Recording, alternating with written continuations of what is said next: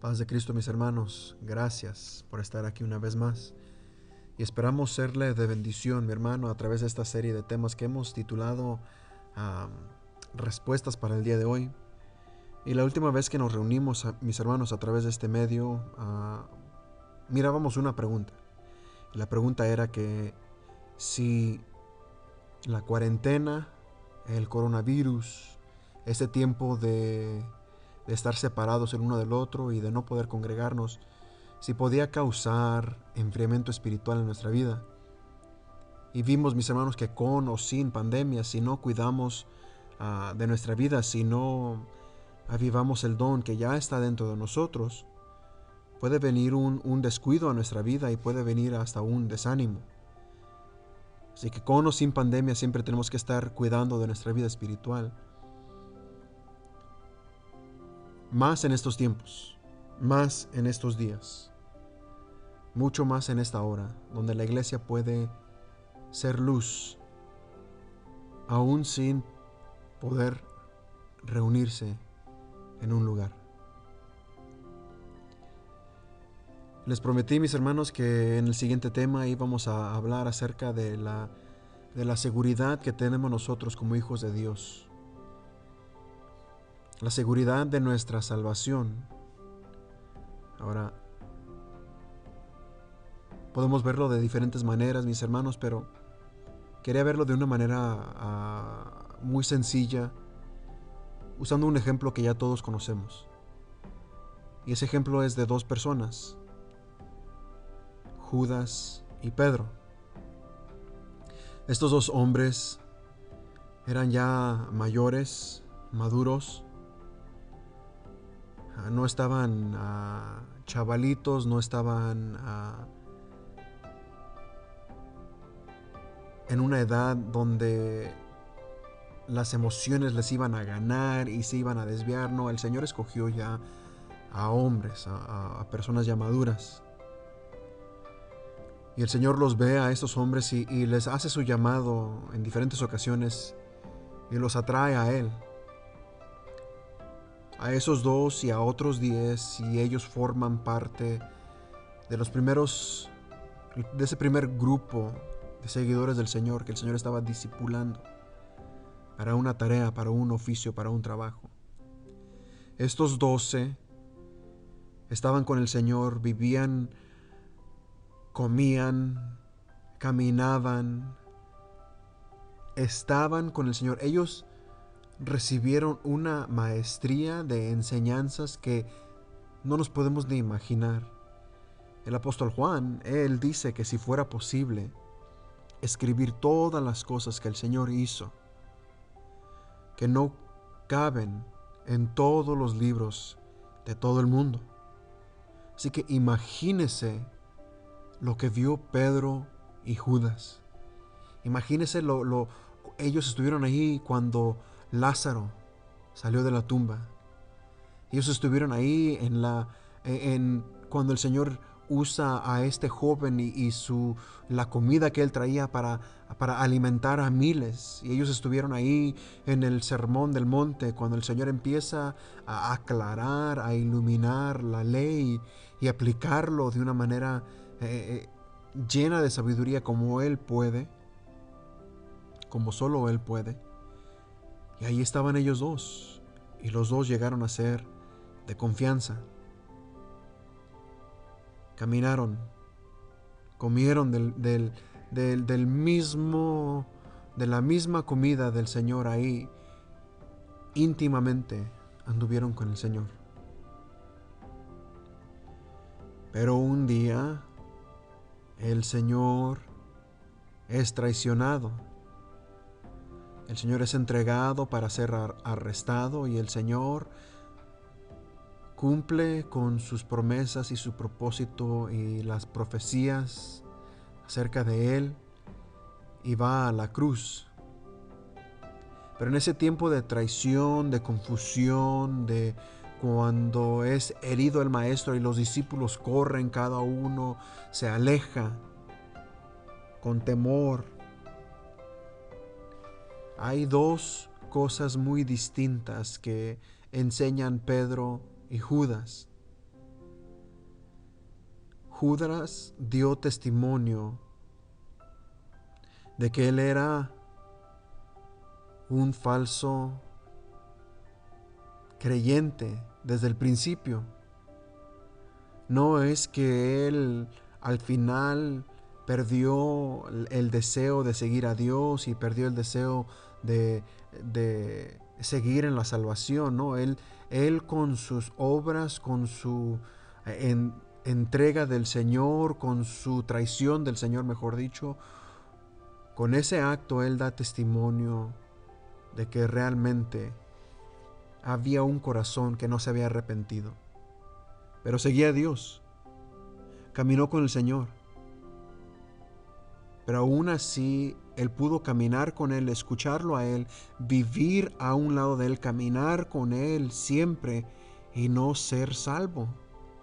Ahora el Señor entendía esto. El Señor, cuando Él estaba hablando y cuando Él estaba orando, Él intercedió por todos, por usted y por mí, y también por los discípulos.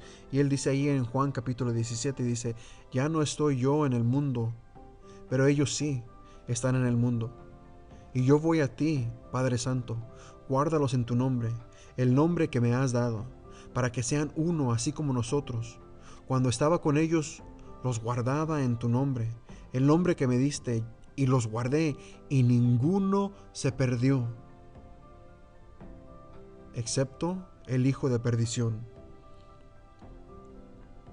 para que la escritura se cumpliese.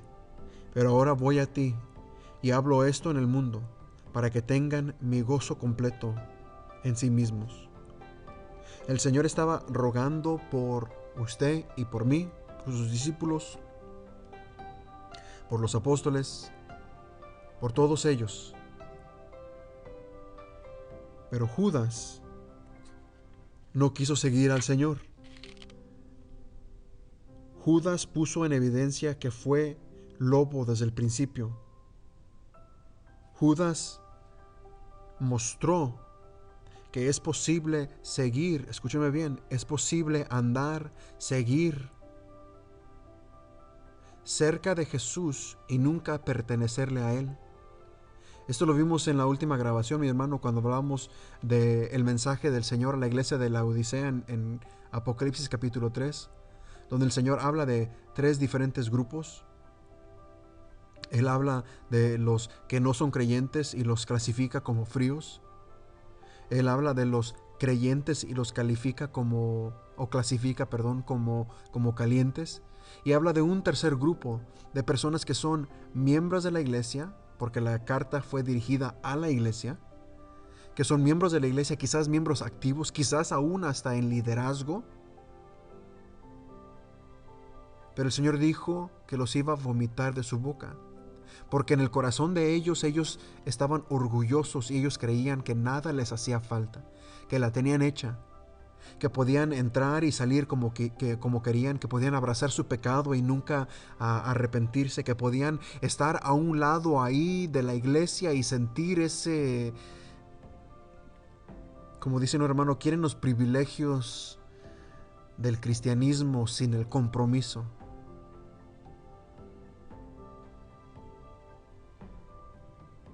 Eso es lo que hizo Judas. Nunca fue regenerado. Nunca fue cristiano. Pero caminó, pero anduvo, pero estuvo ahí. Pero dio evidencia que no había creído. Ahora su compañero, que escuchó lo mismo, que vio lo mismo y un poco más, que fue miembro de ese grupo íntimo de discípulos del Señor, ese hombre es Pedro. Y en el mismo tiempo que el Señor está a punto de partir, en esos últimos días, el Señor tiene una conversación privada con Pedro y le dice acerca de un plan que venía hacia él. Y Jesús le dice a Pedro que lo habían pedido para probarlo, para zarandearlo como el trigo. Pero el Señor le dice algo muy especial y dice: pero yo he rogado para ti, por ti, yo he pedido, yo estoy intercediendo por ti para que no caigas. Y cuando regreses, le dice el Señor, cuidas de la iglesia, cuidas del rebaño, alimenta a la congregación, alimenta a las ovejas, ama a las ovejas. El Señor lo vio, entendió lo que iba a ver, entendió que Pedro lo iba a negar 1, 2 y 3 veces, entendió que Pedro iba a aún maldecir. Le dijeron: tú hablas como ellos, tú anduviste ahí con ellos. Y él dijo que no conoció a ese hombre. Lo negó abiertamente. Pero salió y lloró amargamente. En ese llanto, en ese arrepentimiento, él da evidencia, mi hermano, de que él había sido escogido, que el Señor le había llamado, que él se había entregado. Nos dice la Escritura en Judas, que aquel que es poderoso para guardarnos sin caída, no, dice sin caída, pero no dice sin pecado, y aquel que es poderoso para guardarnos sin caída y para presentarlos sin mancha en presencia de su gloria con gran alegría, al único Dios nuestro Salvador, por medio de Jesucristo nuestro Señor, sea gloria, majestad, dominio y autoridad antes de todo tiempo y ahora y por todos los siglos. Amén. Él es poderoso para guardarnos sin caída, pero vamos a fallar. Sí, vamos a fallar como Pedro. Jesús lo pone de otra manera, una manera tierna, una manera llena de amor, pero también con mucha claridad. Y dice así en Juan capítulo 10, mis ovejas oyen mi voz, y yo las conozco, y me siguen, y yo les doy vida eterna, y jamás perecerán, y nadie las arrebatará de mi mano. Mi Padre que me las dio es mayor que todos, y nadie las puede arrebatar de la mano de mi Padre. ¿Por qué no cayó Pedro? Porque Jesús intercedió por él. Hay un acusador que está día y noche en contra de nosotros, pero usted y yo tenemos abogado en el cielo que intercede, un perfecto mediador, y Él está rogando por nosotros para no caer. Por eso estamos seguros en nuestra salvación. Por eso estamos tranquilos, mis hermanos. No nos descuidamos. Obramos, caminamos, andamos en santidad, pero estamos seguros de que Él nos sostiene, de que Él nos guarda. Y si pecamos, cuando pequemos, podemos llegar delante de Dios, pero nuestro pecado es diferente que el pecado en alguien que no le conoce. Nuestro pecado, mi hermano, en un creyente nos duele, nos atormenta el corazón hasta que estemos bien delante de Dios, hasta que le pidamos perdón y huimos y nos arrepentimos y le damos la vuelta al pecado y le damos la espalda a esa vida una vez más. Cada creyente, mi hermano, estamos seguros, tenemos un sello, mi hermano, una garantía de que un día le vamos a ver. ¿Cuál es esa garantía? ¿Cuál es ese depósito? ¿Cuál es ese, como dice en inglés, cuál es ese down payment? Es el Espíritu Santo. Ahí en Efesios capítulo 1 nos dice que cada creyente está marcado, está sellado, que ha recibido el primer depósito, las arras de nuestra herencia, esperando la redención de la posesión adquirida. Este Espíritu Santo que está dentro de nosotros nos da testimonio de que somos hijos de Dios y nos da seguridad de que el Señor, que Él es fiel y que el Señor nos va a dar el resto de la herencia. como nos dice en Primera de Pedro, capítulo 1, que esperamos una iglesia, una herencia inmarcesible, incorruptible, que no se mancha, que no se desgasta, que no le pasa absolutamente nada, que ya la tenemos pero la esperamos, que ya somos de la gloria, pero todavía no estamos en ese lugar. Pero hasta que lleguemos a ese lugar, tenemos una seguridad, no en nosotros, no en nuestro caminar, sino en el poder de Dios. Estamos marcados como un sello, mi hermano, que garantiza que vamos a recibir los derechos completos un día, mi hermano. Alguien puede decir, no, es que, ¿cómo puedo yo estar seguro de que voy a llegar? ¿Cómo puedo yo estar, mi hermano? Si Dios nos cuidó cuando estábamos en delitos y pecados, si Dios nos llamó, ¿cuánto más ahora? Dice la Escritura en Romanos capítulo 5, porque si cuando éramos enemigos fuimos reconciliados con Dios por la muerte de su Hijo, mucho más habiendo sido reconciliados seremos salvos por su vida. Si cuando éramos enemigos el Señor nos reconcilió, ¿cuánto más ahora que somos sus hijos no nos va a cuidar? Cuide de su salvación. Ande en santidad. Obre en justicia. Cada creyente tiene que tener buenas obras que dan testimonio acerca de su salvación. No es cierto, mi hermano, que yo puedo pasar al frente, levantar mi mano, hacer una oración y después salir y vivir como el diablo, que al cabo que ya le entregué mi vida al Señor, que al cabo que ya no importa cómo haga, qué haga, con quién ande, cómo viva, cómo vista, cómo haga toda mi vida, que al cabo que cuando yo muera me voy con Dios, porque un día hice una oración, aunque nunca asistí, nunca hubo una buena obra. Esa es una de las más grandes mentiras, mi hermano. No hay esa doctrina en la Biblia. Algunos la han llamado salvo, siempre salvo. Esa no es una doctrina bíblica. La fe,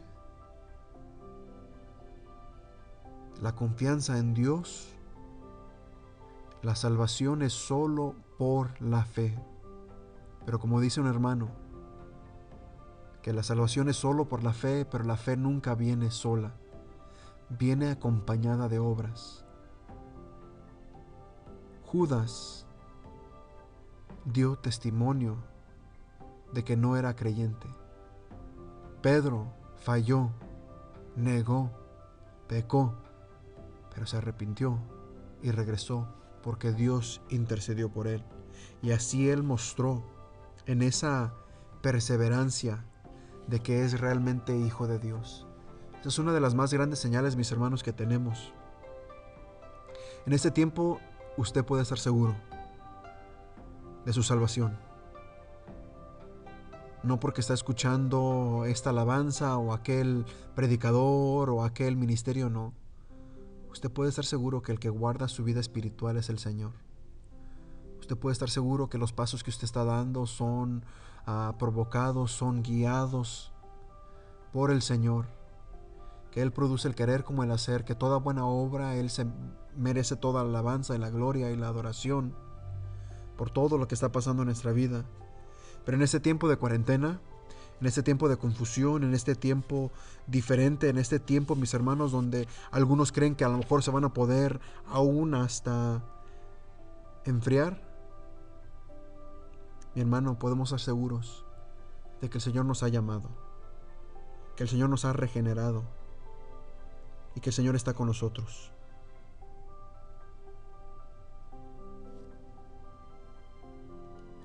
Dios es fiel, Dios es bueno, Dios es perfecto. La nueva naturaleza produce frutos de arrepentimiento y aquellos que la tienen, aquellos que muestran esos frutos, ellos pueden estar seguros en su salvación. Pero mis obras, sus obras, nuestras obras, no nos van a ganar el cielo. Eso es solo por la fe. Mi hermano, vamos a regresar a la iglesia un día. Vamos a regresar a congregarnos. Vamos a regresar ahí. Mientras tanto, y después, y antes de esto, y hasta el final, Dios nos ha estado cuidando. Este momento, este juicio, esta tribulación que estamos pasando como iglesia, como iglesias, como cuerpo de Cristo, el Señor está produciendo algo especial en nosotros. Pero en ese tiempo usted puede estar seguro de que el Señor está rogando por usted para que no caiga, así como rogó por Pedro. Y eso nos debe traer mucho aliento. Mis hermanos, se les extraña y pronto estaremos juntos. Que el Señor les bendiga.